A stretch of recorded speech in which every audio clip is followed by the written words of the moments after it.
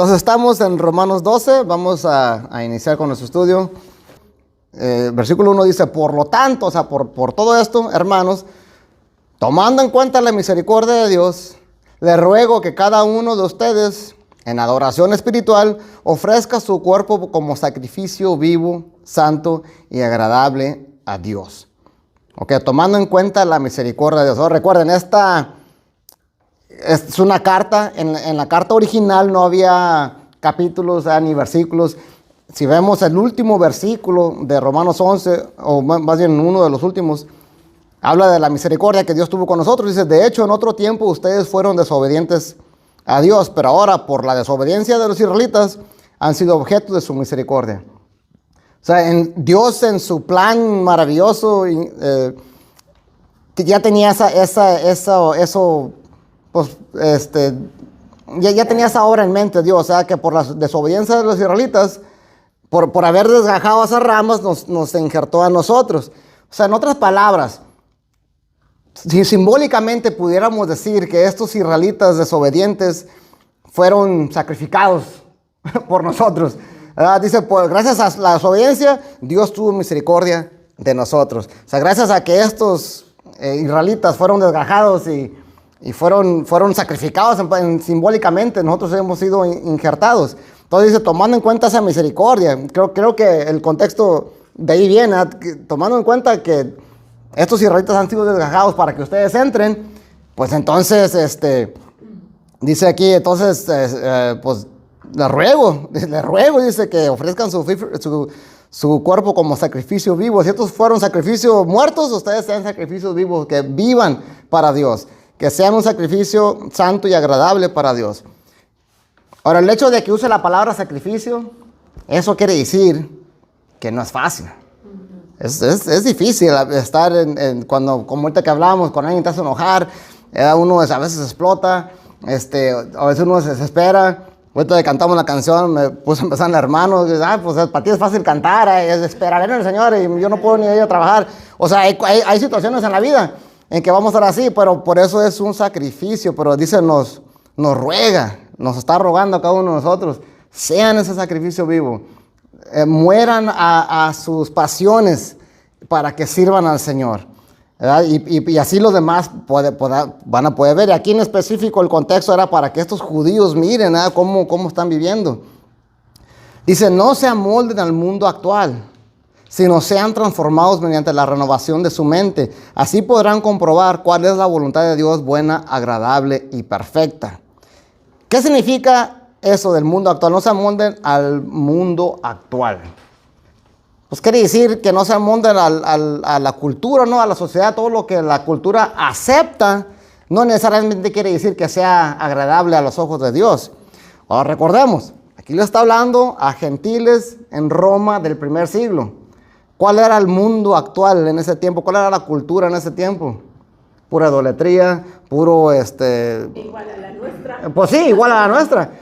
Recuerden, en Romanos 1, les dijo que los gentiles se habían entregado a sus pasiones lujuriosas, a la depravación mental, ¿se acuerdan? Que se acostaban hombres con hombres, mujeres con mujeres, o sea, era un desastre.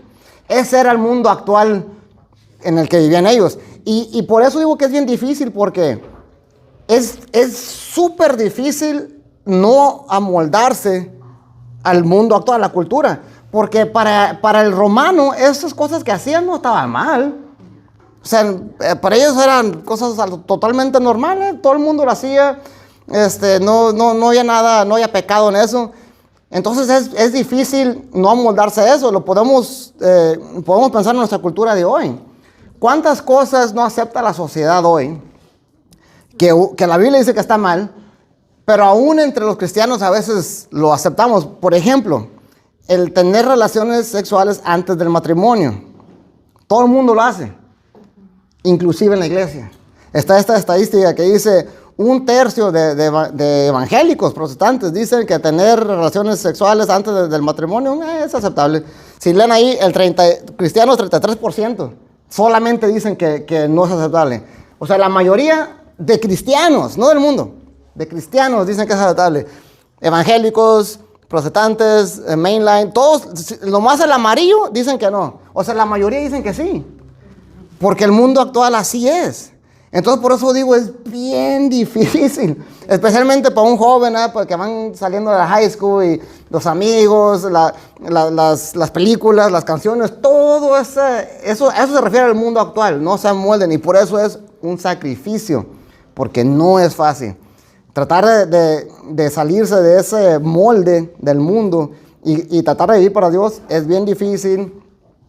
Vas a tener que lidiar con burlas, vas a tener que lidiar con, a veces con, la gente te va a perseguir, a veces literalmente, como ahora los que mataron en la escuela cristiana. Esta persona, sí vieron las noticias, ¿no? Era una mujer que se hacía pasar por hombre. Entonces, como los cristianos no aceptan eso, fue a la iglesia cristiana y mató a 3 niños. Mató a 3 niños y mató a 3 adultos, 3 maestros. Pero bueno, ahora, ¿cuál es la alternativa? Decir, ok, está bien, acepta, vamos todos, vamos a aceptarte. Pues tampoco. Ajá, o sea, por eso va a ser difícil, pero bueno, aquí Pablo nos ruega, dice, aunque sea difícil, a veces literalmente vamos a tener que entregar la vida. Hay que no se amolden al mundo actual. Sigue diciéndose, por la gracia que se me ha dado, les digo a todos ustedes, nadie tenga un concepto de sí mismo, nadie tenga un concepto de sí más alto que el que debe tener, sino más bien piense de sí mismo con moderación, según la medida de fe que Dios le haya dado. Otra vez, hablando del contexto del primer siglo, les decía en el capítulo 11, no se crean de más, no sean presuntuosos, porque no digan, los israelitas los sacó para yo poder entrar. No te creas de más, dice, ten humildad, es lo que es el punto de este versículo. Igual el principio lo podemos aplicar hoy, no se crean más de lo que son, no se crean muy. Dice la Biblia, o sea, si nos ponemos a pensar, ¿qué somos nosotros? Polvo. Dios nos hizo del polvo. Cualquier valor que podamos tener es porque el Señor nos los ha dado. Y si el Señor nos ha dado, eso quiere decir que yo no tengo más valor que ni Él ni que ella, que todos tenemos el mismo valor. ¿Verdad? En realidad somos polvo nada más. Dice en Salmos 8:4, dice, ¿qué es el hombre para que en él pienses? ¿Qué es el ser humano para que lo tomes en cuenta? O sea, nos está diciendo ahí, humildes. ¿Verdad? Humildes se miran más bonitos. Dice en 2 Corintios 10:12, dice Pablo, dice, no nos atrevemos a igualarnos ni a compararnos con algunos que tanto se recomiendan a sí mismos. Al medirse con su propia medida y compararse unos con otros, no saben lo que hacen. O sea, no lo tenemos que hacer, porque son mensadas, es otra manera de decir, no saben lo que hacen, como están haciendo mensadas. Dice en Filipenses 2:3, no hagan nada por egoísmo o vanidad, más bien, con humildad consideren a los demás como superiores a ustedes mismos. Híjole, eso es bien difícil. Para el orgullo del ser humano, eso dice, no, considérense a los demás inclusive superiores a ustedes mismos. ¿Verdad? Dice, y hay un montón de versículos en la Biblia que habla de humildad. Aquí puso unos cuantos nomás. Dice, porque Dios humilla a los altaneros y exalta a los humildes. Dice Job 22. Proverbios 29 dice, al altivo será humillado, pero el humilde será enaltecido. Y ahí hay un montón de versículos que hablan de la humildad. El cristiano tiene que ser una persona humilde. El cristiano no tiene que ser egoísta, ni presuntuoso, ni creerse muy. A veces pasa, pero que no seamos así de esos. En una enseñanza que dijo Jesús en Lucas, hablando de ser humilde, dice, una parábola, dice, cuando alguien te invite a una fiesta de bodas, no te sientes en el lugar de honor, no sea que haya algún invitado más distinguido que tú. Si es así, el que los invitó a los dos vendrá y te dirá, cédele tu asiento a este hombre. Entonces, avergonzado, tendrás que ocupar el último asiento. Más bien, cuando te inviten, siéntate en el último lugar, para que cuando venga el que te invitó te diga, amigo, pasa más adelante a un lugar mejor. Así recibirás honor en presencia de todos los demás invitados. Todo el que a sí mismo se enaltece será humillado, y el que se humilla será enaltecido. Y obviamente es una parábola, es una analogía. El que nos está invitando es Dios. Tú sé humilde, siempre donde quiera que estés, sé humilde, y Dios se va a ocupar de enaltecerte. En cambio, si te crees muy, Dios es el que se va a ocupar de humillarte. Entonces el punto de ese versículo, sean humildes, no se crean de más. Sigue diciendo, pues, así como cada uno de nosotros tiene un solo cuerpo con muchos miembros y no todos estos miembros desempeñan la misma función, también nosotros, siendo muchos, formamos un solo cuerpo en Cristo y cada miembro está unido a todos los demás. Una de las razones de que no nos tenemos que creer de más es porque todos tenemos una función diferente en el cuerpo y nadie es más importante que otro. ¿Verdad? Todos, y aquí la analogía que da es la analogía del cuerpo. Yo tengo mis pulmones, tengo mi corazón, tengo mi hígado, todos tienen una diferente función, pero es el mismo cuerpo. Todos funcionan para el bien del cuerpo. No podemos decir, el corazón es más importante que el pulmón, porque sin el corazón te mueres, pues sin el pulmón también. O sea, todos son necesarios. Y así somos nosotros en el cuerpo de Cristo. Todos somos de alguna manera necesarios. Dice en Efesios 4, también estaba haciendo la analogía del cuerpo. Dice, hay un solo cuerpo y un solo espíritu, dice Pablo. Él mismo constituyó a unos apóstoles, a otros profetas, a otros evangelistas, a otros pastores y maestros, a fin de capacitar al pueblo de Dios para la obra de servicio, para edificar el cuerpo de Cristo. ¿Okay? Todos son diferentes ministerios ahí, pero ¿para qué son esos ministerios? Para edificar el cuerpo. Uno podría decir, ¿quién es más importante? Los evangelistas, porque son los que andan allá predicando, son los que traen más gente. Si no fuera por ellos, otros podrían decir, no, pero los pastores son los que están aquí. Si no fuera por los pastores, los evangelistas trajeran a las ovejas, pero ¿qué pasaría sin pastor? Las ovejas se descarrían. Entonces no, todos son importantes para el cuerpo de Cristo. En 1 Corintios también usa esa misma analogía del cuerpo. Dice, si el pie dijera, como no soy mano, no soy del cuerpo, no por eso dejaría ser parte del cuerpo. Y si la oreja dijera, como no soy ojo, no soy del cuerpo, no por eso dejaría ser parte del cuerpo. Si todo el cuerpo fuera ojo, ¿qué sería del oído? Si todo el cuerpo fuera oído, ¿qué sería del olfato? En realidad, Dios colocó cada miembro del cuerpo como mejor le pareció. Si todos ellos fueran un solo miembro, ¿qué sería del cuerpo? Lo cierto es que hay muchos miembros, pero el cuerpo es uno solo. Igual, se entiende la analogía, ¿no? O sea, uno puede decir, si todos fuéramos pastores, pues, ¿qué estaríamos pastoreando si no hay ovejas? Si todos fuéramos ovejas, pues, ¿quién fuera el pastor? Si todos fuéramos músicos, ¿a quién estaríamos dirigiendo? Si todos fuéramos maestros a enseñar, ¿a quién estaríamos enseñando? O sea, cada quien en su oficio. A unos los pone de otro, a otros de otro. Cada quien tiene dones específicos o dones especiales, son para el bien. Entonces, por lo tanto, no se crean de más. O sea, no hay que ser humildes. Dice Pablo aquí en el versículo 6, dice, tenemos dones diferentes, según la gracia que se nos ha dado. Si el don de alguien es el de profecía, que lo use en proporción con su fe. Si es el de prestar un servicio, que lo preste. Si es el de enseñar, que enseñe. Si es el de animar a otros, que los anime. Si es el de socorrer a los necesitados, que dé con generosidad. Si es el dirigir, que dirija con esmero. Si es el de mostrar compasión, que lo haga con alegría. Otra vez ahí está poniendo un montón de diferentes ministerios que uno pudiera tener, ¿verdad? ¿Y cuál es más importante? Todos son importantes, todos. Dice que hay gente que tiene el don, por ejemplo, aquí de animar a otros, ¿verdad? Cuando estás todo así agüitado y hay hermanos que sí llegan y siempre están bromeando y pues sí te animan en el espíritu, tienen ese don. Tal vez ese hermano no va a poder cantar, pero es necesario que haya hermanos así, que animen a los demás. Gente que presta servicio. Leo esto y me acuerdo de ellos siempre son bien serviciales. También me acuerdo del hermano Ramón, que hablábamos de él era así también. Siempre el hermano Ramón, cuando se ocupaba de algo, él siempre estaba ahí dispuesto a trabajar. Tal vez él no podía predicar, pero necesitamos gente así en el cuerpo. O sea, y todos, dice, y háganlo con generosidad, háganlo con alegría. También no que tengo que ir a trabajar ahí. Quieren que vaya y pinta y no, o sea.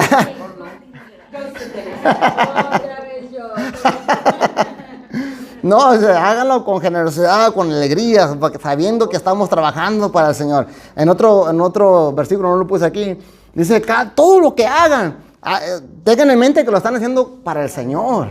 ¿Se das cuenta que si están pintando aquí en la casa, le están pintando al Señor? Si van a traer algo de comer aquí, se lo están dando para el Señor, para el cuerpo del Señor.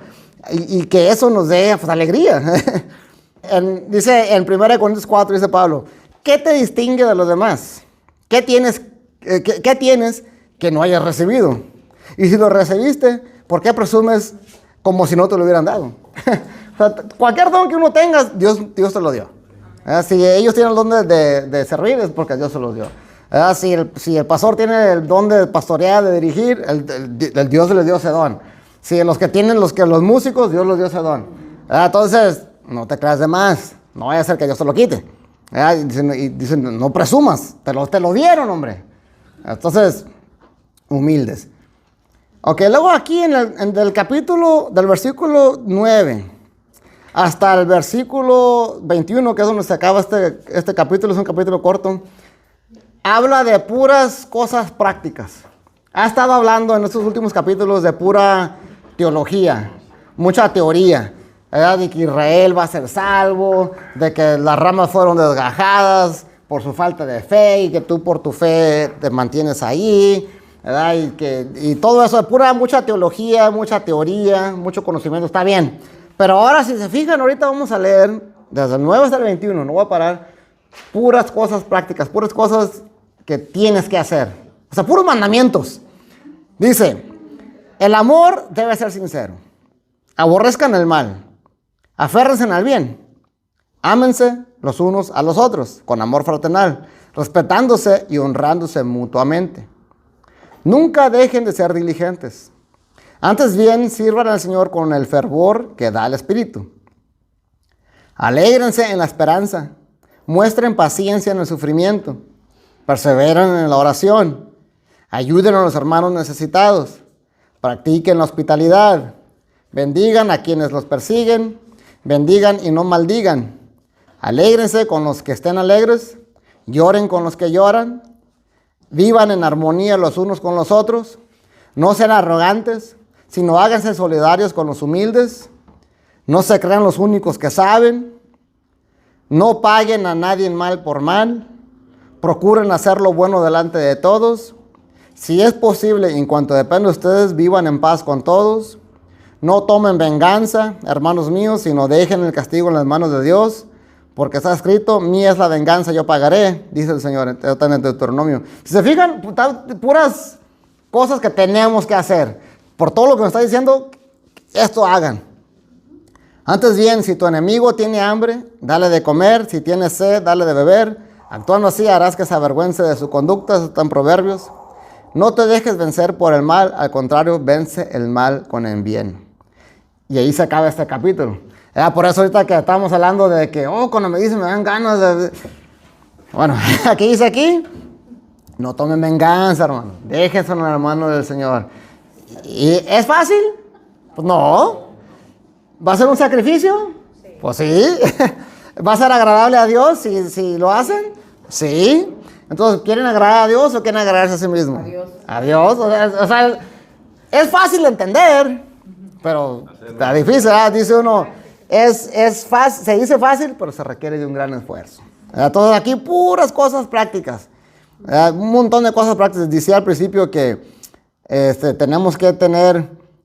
Bueno, todo esto, si se fijan, son puras cosas para el bien de los demás.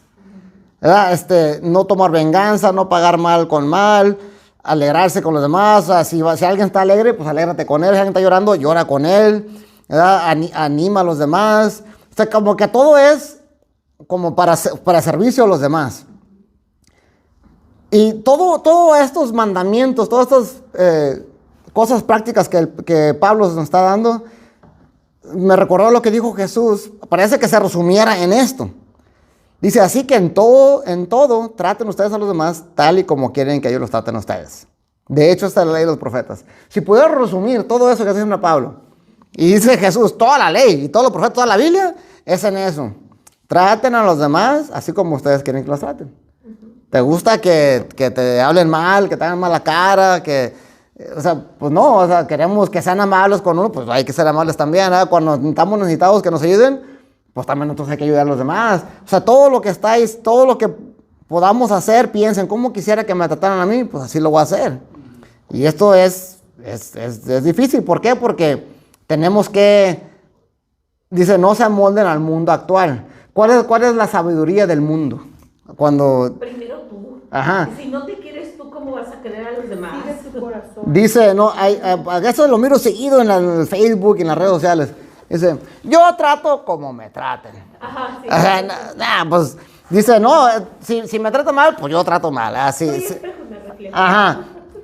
¿Eso es lo que Dios dice que hagas? No. No, dice, al contrario, dice, ¿qué dice? Si tu enemigo tiene hambre, dale de beber. O sea, al contrario, no trates como te traten, trátalos mejor, trátalos bien. Dice, a la hora dice que tenemos que servir con fervor. En esta página, yashanet.com, es una página de judíos cristianos, comentaron este versículo, dice que, me gusta lo que dice, aquellos que siguen a Dios deben de balancear su fervor. ¿Por qué es fervor? ¿Qué es fervor? En el griego original, bueno, más bien es como pasión. Dice que hay que servir al Señor con fervor. Y en el griego original dice que es como algo caliente, algo que está como un agua que está hirviendo, con muchas ganas se puede decir. Pero hay que tener cuidado de nomás, dice aquí, por eso me gusta este comentario, dice, aquellos que siguen a Dios deben de balancear su fervor por hacer cosas para Dios con la comprensión de las cosas que Dios aprueba. Dice, mucho estudio y cero acción hace que uno sea inútil para el servicio de Dios. Pero dice, las acciones, aparte de lo que la palabra prescribe, inevitablemente conducen al error y al pecado. O sea que es pura acción, pura acción, pura acción, y no saber lo que Dios realmente quiere. Como decía el hermano otra vez, de ciertas iglesias que se dejan llevar mucho por la emoción. Nunca estudian, nunca leen la palabra, nunca nada, pero Dios esto, Dios Jesús. Pues está bien, tiene mucho fervor, eso no está mal, pero que no se nos olvide el estudiar para ver qué es realmente lo que quiere Dios que hagamos. Pero por otro lado, no hay que irnos al otro extremo. Mucho estudio y cero acción, pues también pues de nada sirve. ¿De qué te vas a salir puro estudio? Nomás estás ahí encerrado en tu casa leyendo y nunca haces nada. Pues no. Entonces hay que tener ese balance, pues sí, ese balance de estudiar, saber qué es lo que Dios aprueba y con ese conocimiento salir con ese fervor a trabajar, ¿verdad? Por ejemplo, aquí venimos todos los miércoles al estudio, venimos los domingos, leemos la palabra, cantamos. La pregunta es, ¿hay acción en nuestras vidas? ¿Cómo está nuestra casa? ¿Cómo está nuestra relación con nuestro cónyuge, con nuestros hijos, en el trabajo? ¿Estamos testificando, estamos viviendo una vida que refleja el amor de Dios? Si no, como dice aquí, puro estudio y no lo estamos reflejando, pues como que no, o sea, que haya acciones también. Entonces, que servir a Dios con ese fervor. Y luego cuando dice aquí al final, habla sobre los enemigos, o sea, dice, no tomes venganza, dejen el castigo en las manos de Dios. Y luego cita Proverbios, dice, si tu enemigo tiene hambre, dale de comer, si tiene sed, dale de beber, actuando así harás que se avergüence de su conducta. El contexto, en mi opinión, sigue hablando todavía de los israelitas y los judíos. En los últimos versículos del capítulo pasado, hablaba de que dice con respecto al evangelio, los israelitas son enemigos de Dios, para bien de ustedes. Como que había cierto roce entre los gentiles y los judíos que no creen en Cristo todavía, ahí en Roma, como que había cierto roce ahí. Entonces, cuando está hablando de los enemigos, parece ser que le está diciendo, hey, a esos israelitas que los atacan, demuéstrenles su cambio de vida, demuéstrenles cómo ya no están como los demás romanos. Al contrario, trátenlos bien, trátenlos mejor para que se avergüencen. Ahora, ese principio lo podemos igual aplicar a nuestras vidas. No seas vengativo con tus enemigos. Y también hay un montón de versículos que habla de eso. Por ejemplo, aquí puse unos nomás. En el Antiguo Testamento dice, Levíticos 19:18, no seas vengativo contra el prójimo ni le guardes rencor. Eso está bien difícil, especialmente cuando es una persona a la que tú les confiabas mucho, o tú confiabas en esa persona, un familiar, por ejemplo, algún hermano. A veces hay problemas entre padres e hijos y eso a veces duele mucho cuando hay problemas así. Dice en Éxodo 23, si encuentras un toro o un asno perdido, devuélvelo aunque sea de tu enemigo. O sea, hazle el bien a tu enemigo. Si ves un asno caído bajo el peso de su carga, no lo dejes así. Ayúdalo, aunque sea de tu enemigo. Uno pudiera decir, oh, mira, Dios me está bendiciendo, le está castigando a mi enemigo. Ahora ya me dio su toro, me lo encontré. Ajá. Voy a hacer más birra. Y voy a vender y acá, Dios me está bendiciendo. Continuando con este mismo tema del no vengarse, dice en Proverbios 20, dice, nunca digas me vengaré de ese daño, sino más bien confía en el Señor y Él actuará por ti. Proverbios 24, 29, no digas, le haré lo mismo que me hizo, le pagaré con la misma moneda. Eso es muy común, ¿verdad? En nuestra cultura. Yo, como me traten, trato. Yo cuando iba a la high school, había un dicho, lo escuché en una canción y me gustó mucho, siempre lo decía. Dice, no, a mí cuando me hacen algo yo no me enojo, yo me pongo a mano. Yo nomás me pongo a mano. En inglés. I don't get mad, I just get even. Pero no, o sea, Dios, ¿eso dice la Biblia? No. No hagas eso. Entonces, ¿es fácil? Pues no, vuelvo a lo mismo, ¿eh? Por eso es un sacrificio. Y para finalizar, esto fue un capítulo cortito, voy a finalizar con esta enseñanza que dijo Jesús acerca de esto, de no tomar venganza, de hacer el bien siempre, inclusive los enemigos. Dice aquí en Lucas 6, dice, ¿qué mérito tienen ustedes al amar a quienes los aman? Aún los pecadores lo hacen así. ¿Y qué mérito tienen ustedes al hacer el bien a quienes les hacen el bien? Aún los pecadores actúan así. ¿Y qué mérito tienen ustedes al dar prestado a quienes pueden corresponderles? Aún los pecadores se prestan entre sí esperando recibir el mismo trato. Ustedes, por el contrario, amen a sus enemigos, háganles bien y denles prestado sin esperar nada a cambio. Así tendrán una gran recompensa y serán hijos del Altísimo, porque Él es bondadoso con los ingratos y malvados. ¿Sí entienden lo que está diciendo? Dice, amar a los que los aman. ¿Cuál es el mérito? No. Eso es fácil. Eso no se requiere saber, eso es fácil. Eso cualquiera lo hace. Así, automático. Hasta los pecadores lo hacen. Dice, la gente de afuera, todo el mundo hace eso. Eso es fácil. Dice, ¿qué mérito tienen hacer el bien a los que les hacen el bien? Ni un mérito, como decir aquí, yo actúo como me tratan, trato. Si me tratan bien, yo trato bien. No, que eso lo hace cualquiera. Eso es fácil. ¿Verdad? Eso no hay ni un mérito.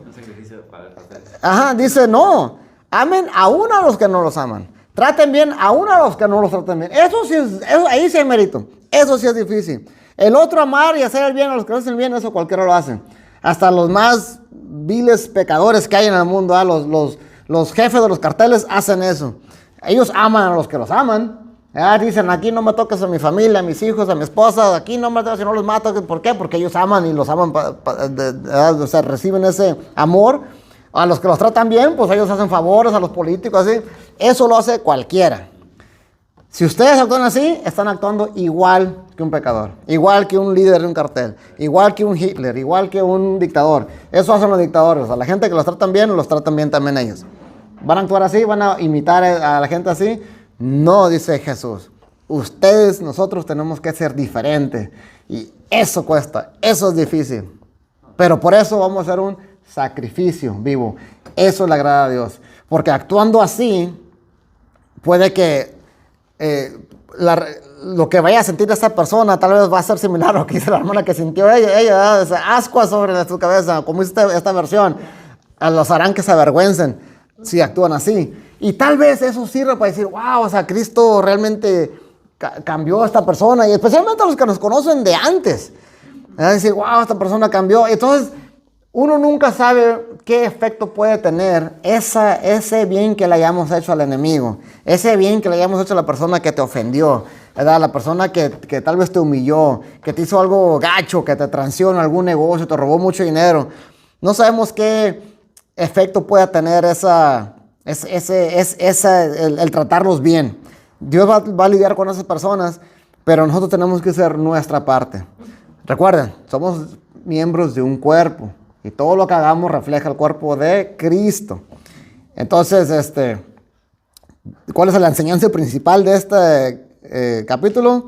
Ser sacrificios vivos. Morir para Dios. Si nos toca morir por Él, pues hay que hacerlo. Pero mientras tanto hay que vivir para Él. Y a veces es más difícil eso. A veces dicen, yo que me maten, yo muero por Dios. No, pues Dios quiere que vivas por Él. Híjole, eso a veces es más difícil. Pero ese es el punto de este capítulo. Vivan para Dios, sean sacrificio vivo para Dios. No se amolden a este mundo actual.